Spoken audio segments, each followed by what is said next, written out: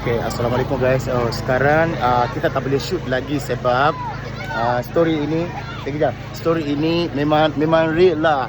So I tunjukkan semua. Nah, ini hero tapi dia tak siap sekarang. So sorry. So kita mesti doakan untuk hero. Sebab story ini memang real. So kita mesti doakan. Sekarang kita tak boleh shoot lagi. Relax, bertenang semua. Orang lain dah kena rasuk. Dia ada orang lain kena rasuk tadi kan.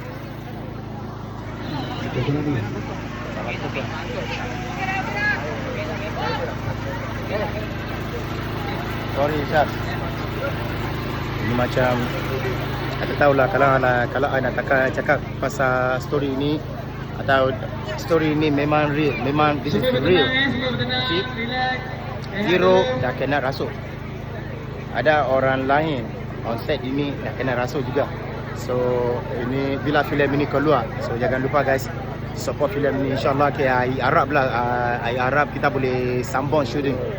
So please guys jangan lupa bila filem ini keluar support. Itu Syaz. Boleh dengar dia right? Masya-Allah. Ada orang lain.